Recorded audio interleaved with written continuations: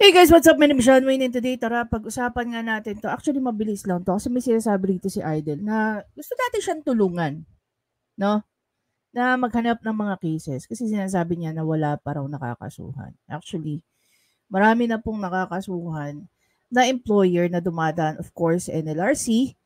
And kung tutuusin nga, pati ang NLRC nadadamay sa kasuhan. Okay?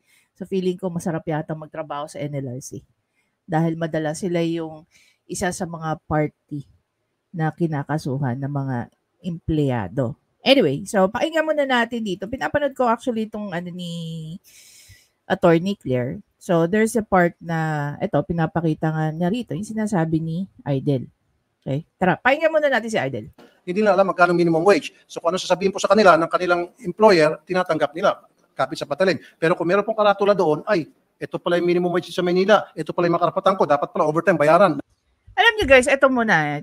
One thing lang. Ako mahilig ako magtanong. No? Sa mga kababayan natin. Nagtatrabaho within Metro Manila, nagtatrabaho outside of Metro Manila, magkano ang kanilang sahod. They know exactly. 100%. They know exactly kung magkano ang minimum wage.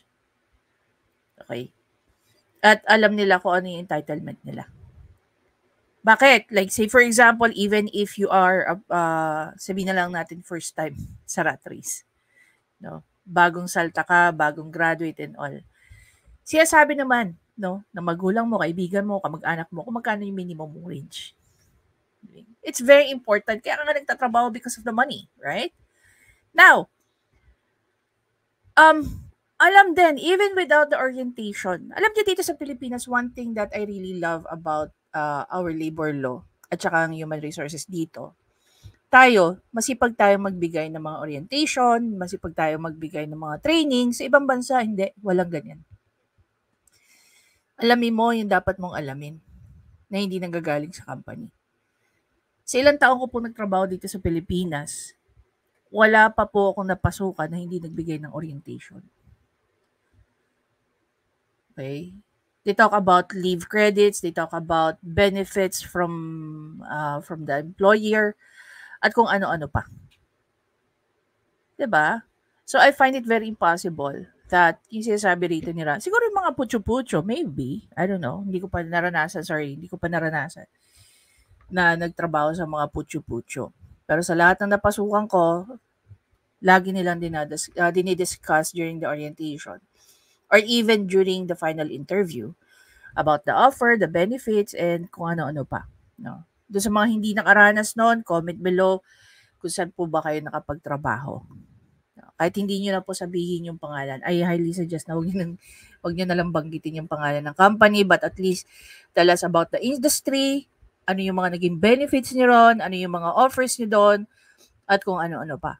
Because those are the things that we need to discuss and tackle. Ako for one, okay, lagi ko sinasabi, gusto ko ma-abolish ang difference ng provincial rate at saka ng rate sa NCR. Okay. Minsan nga pati yung corridor rate, hindi po yan nasusunod. Actually, madalas hindi siya nasusunod. Halimbawa, pag ako nagagawin sa mga kaibigan ko dyan sa Bulacan, provincial na yan. Tatanungin mo, magkano sahod dito? You don't directly ask because it is unethical. Ang tinatanong ko lang, is it provincial rate or NCR rate? Knowing that there is a certain portion of Bulacan na corridor na tinatawag. Ibig sabihin, pag corridor ka, kung ano yung tinatanggap ng NCR, dapat yun na nag-a-apply sa inyo. Excuse me, unfortunately, doon sa areas na yon, tumatanggap na sila ng provincial rate. Yun ay mali rin. No? Knowing that, it is more beneficial to every single employee around the Philippines. No? Around the Philippines. Na dapat yung rate ng NCR is similar sa mga nasa probinsya. Bakit? Again, paulit-ulit ko na sinasabi to, nakakapagod na rin. Para na akong sirang plaka dito. It is better na kung ano yung offer sa Metro Manila ay ganun din sa mga probinsya. Dahil pareho lang ang gastos. As in, pareho lang. Yung mga nagtatrabaho naman sa mga companies, no? Hindi naman po lahat na nasa probinsya may sakahan. Hindi naman po lahat ng nasa probinsya merong negosyo. Marami rin pong nasa probinsya ang nagtatrabaho sa mga kumpanya. So kung halimbawa, ang pamasahe dito sa Metro Manila, minimum is 12 pesos. Sa lahat ng probinsya, 12 pesos. Minimum flag down rate ng taxi, 40 pesos. Same din yan sa lahat. Paano kung sila, mas mababa pa yung tinatanggap kumpara sa mga nasa NCR?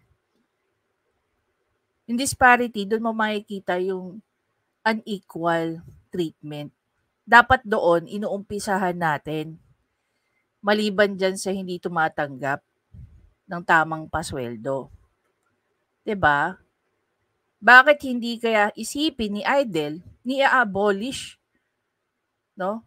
Or i-repeal yung batas na nagsisegregate sa provincial at saka sa NCR rate? 'Di ba?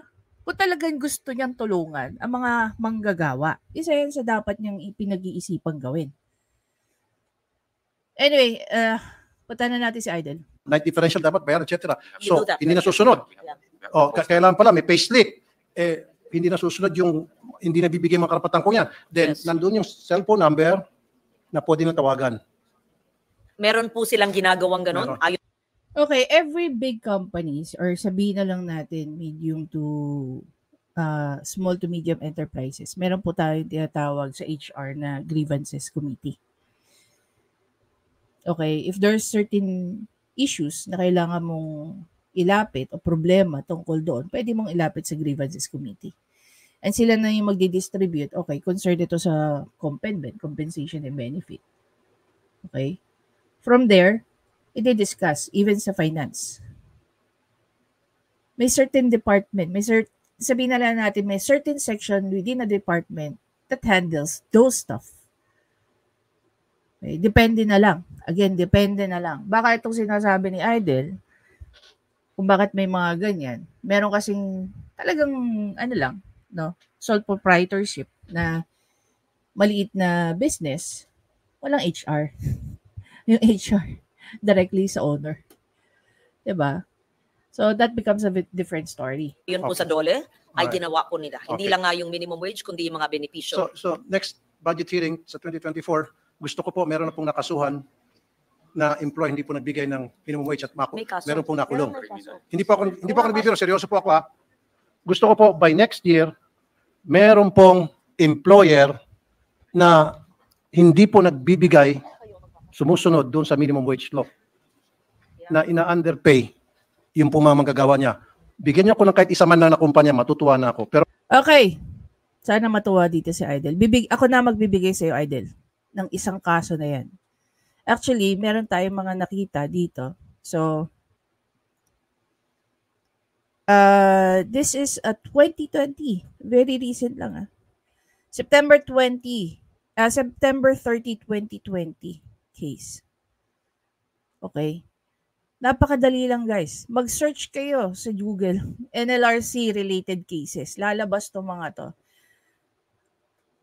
Marami akong nakita, one of which ito. And then we also have here Timoteo H. Sarona petitioner 2012 versus NLRC. And then yung agency.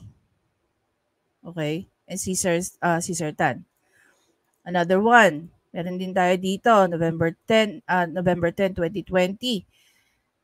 Philippine Clearinghouse Corporation petitioner versus Alicia Magtaan respondent. Okay?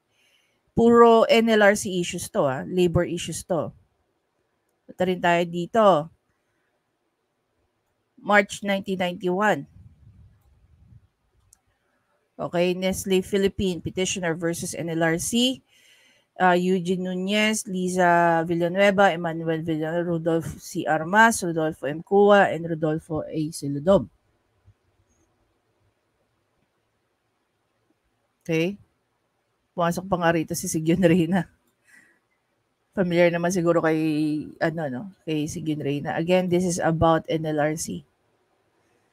mga labor issues. So, iba-iba po siya. Pero, pinakamalapit sa kwento ng sweldo, itong issue na to. JR Holding Services and Oscar Mobile Petitioners. So, basically, representative at kumpanya to.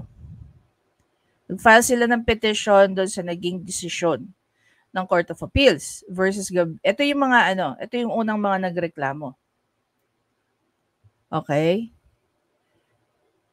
So, it was actually penned by or ang ponente nito ay si Justice Hernando. Sabi nga dito, the petitioner for review of certiorari as held September 5, 2014. Decision of the Court of Appeals. CA number GRSP number 128497 which set aside the August 28, 2012. Imagine niyo yung tagal. 8 years. And November 15, 2012 resolution of the NLRC declaring here respondent Gavino Ramil, Armando, Noriel Alfredo, Mark, Dean Calvo to have been illegally dismissed from employment. Pero illegally dismissed lang ba ang pinag-uusapan dito? Hindi. Tingnan niyo dito sa part na to. This case stemmed from a complaint from illegal dismissal and underpayment, non-payment of salary, wages, 13-month pay, holiday pay, rest day pay, service incentive, leave pay with prayer for the reinstatement and payment of fallback wages and attorney's fee. Filed Respondent Soriano V. Acobo, who eventually withdrew his complaint during the pendency of the case before the labor arbiter against petitioner Service JR Howling and its manager Oscar Mapue. JR Howling is a domestic corporation engaged in business of howling and delivery of broiler chickens to its clients such as Magnolia and San Miguel Food Corporation. San Miguel Foods Incorporation. Respondent are former driver helpers of JR Howling. The details of their employment. Okay? So, anong sinasabi ni Idol na hindi nakakasuhan? Clearly, bagong-bago. Hindi ko alam kung may mas bago pa dyan. Okay? So, makikita nyo, even sa other cases, makikita nyo, ultimo NLRC, kinakasuhan ng mga employer. Dito rin. Diba? Laging involved ang NLRC. Ano yung sinasabi nga ni Idol na walang nakakasuhan?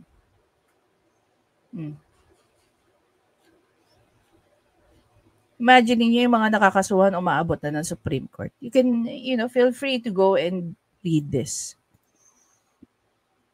Actually, there's this part here. Marami kasing issue eh.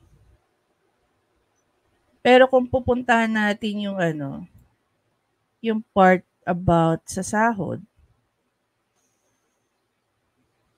Okay, dito tayo. The respondent claims for salary differential. In determining an employee's entitlement to his monetary claims, the burden of proof is shifted. The burden of proof is shifted to the employer.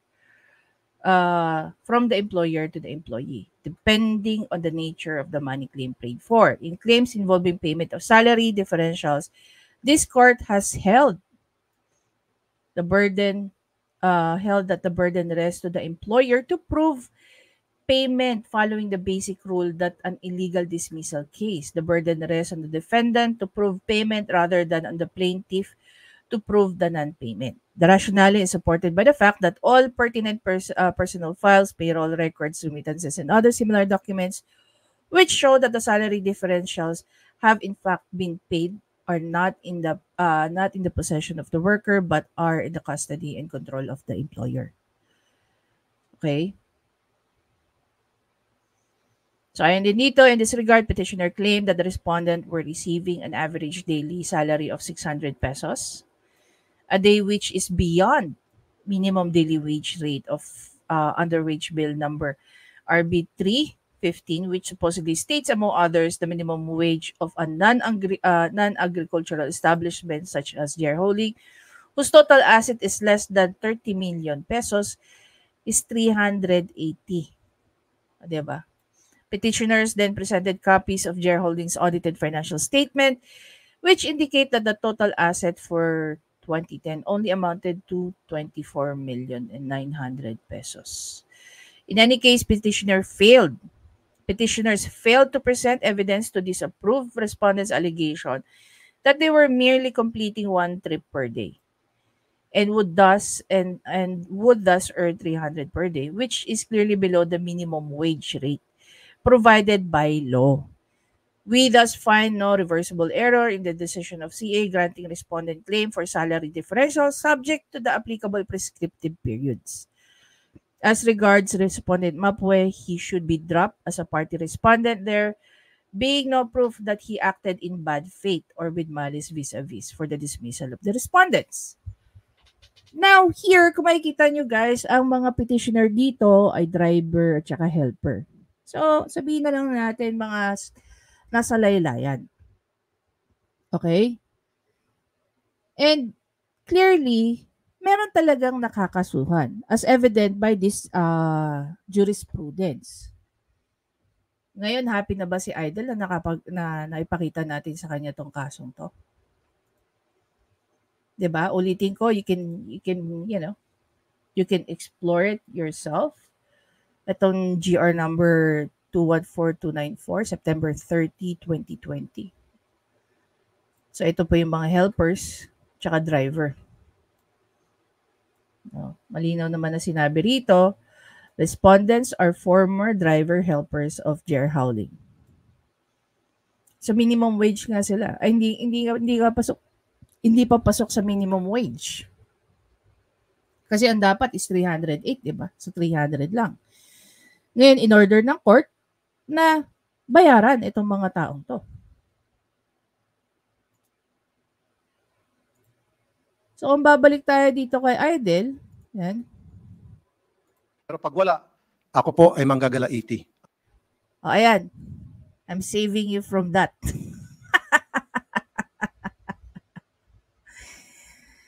I'm saving you from that dahil binigyan na kita ng GR number 214294. Diba? I'm very sorry to say that right here, right now. Kailangan po merong isa masampo. Ito yung sinasabi ni Attorney Claire na, alam mo yun, since sinasabi nga niya, he's making a lot of research, reading and all. Bakit hindi ito napadaan sa mata niya? Which is a 2020 court decision. Kaya napapaya si Idol eh. I'm very sure naman, gaya nga rin sinasabi nila, magagaling daw yung researcher nila. So bakit, it's very impossible kasi natatayo siya dyan at hindi niya alam kung ano agenda niya. Gaya ng previous, halimbawa kay DepEd, Senator Pia. Diba nagpakita siya ng mga screenshots doon ng mga reklamo sa kanya ng mga tao. Tapos actually, there was this one video na nakita ko sa action center niya, sa Mandaluyong siguro yon ng RTIA. May mga pinapa-fill up sila sa mga tao. Ini-interview nila yung mga tao. Bakit screenshot ang pinakita ni Idol? Bakit hindi niya pinakita yung mga forms na yun? Diba? Which is later ang pag-uusapan natin yun. Kasi interesado ako na merong masampulan na mga members ng PTA na nagkino-coerce o pinipilit yung mga parents na magbigay ng, what do you call that, ng contribution. Which supposedly, it's a voluntary imbes na tawag dito, mandatory. Now, kung babalikan natin tong issue na to ni Idol, kung talagang may malasakit ka sa mga manggagawa, Idol, the first thing na dapat mong ginagawa is pag-aralan paano mabibigyan ng quality of life ang mga manggagawa using the law na pwede mong i-propose as a bill. At number 1 dyan is magpareho ang sahod ng NCR at ng mga probinsya dahil parehong-pareho lang ang ginagastos ng maraming nasa probinsya. Hindi po lahat sabihin na lang natin blessed na meron silang masasakahan. Problema pa nga natin yon dahil marami tayong mga kababayan na hindi naman talagang kumikita even if they have a farm. Because of the weather, because of the pests, at kung ano-ano pang factors kung bakit sila nalulugi. Kung ipapantayan ni Idol, maraming magiging masaya. Okay. Siguro, 70% siguro ng working population, maraming matutuwa. Dahil napakalaki po rin ang working population natin sa iba't ibang region ng ating bansa. NCR is just a very small fraction. Kaya nga nagsisiksika ng mga tao sa NCR Not only because of the opportunity, but because of yung sahod na ino-offer ng NCR is a little bit higher than from the provinces. However, there are very minimal There are very minimal corporations that they offer NCR rate even if naka-station sila or naka-base sila sa mga probinsya. One of which as far as let's say for example na lang sa mga sa mga government more on the GOCC. I remember sabi ng nanay ko, pwede naman daw kaming tumira dati sa probinsya sa sahod ng taga GOCC. Mas maluwag ang buhay. 'Di ba? Mas mababa ang binabayaran at that time. Pero ngayon, hindi na po nagkakalayo ang presyo 'Di ba? Yung mga basic lang pareho na Yung issue ng kuryente pareho pero actually mas mahal pa nga yung bayad na kuryente sa probinsya because of the cooperatives. 'Di ba? Ayun lang 'yan, guys. Gaya na nga nung in-advise niya ni Attorney Claire. Di ka lang sana nagsasalita diyan, Idol. Dapat nagpre-prepare ka rin pag naandyan ka. Since meron kang mga agenda tuwing tumatayo ka dyan. Diba? Anyway guys, there you go. Tumulong tayo, contribute tayo kay Idol kahit hindi niya tayo pasahod. Hindi na maggagalaiti si Idol dahil binigyan natin siya ng isang kaso na merong kinasuhang employer dahil sa underpayment ng pasahod. Ayan. Anyway guys, thank you again. Maraming salamat po sa lahat. Of course, doon sa mga nag-subscribe, sa mga na-recommend natin. Patuloy lang po nating suportahan ang mga small vloggers, mga nag-uumpisang vloggers who wanted to get into political vlogging. Again, hindi po natin goal ang siraan ng tao, ang pagkatao, pero focus lang po tayo sa issue at saka sa national issue. No? Let's stay away from kung wala. Irrelevant po kasi yung tungkol sa focus lang po tayo sa issue. Gaya nga ng laging sinasabi at pinapaalala ni Attorney Libayan. Issue, hindi tao. See you in the next video, guys. Bye!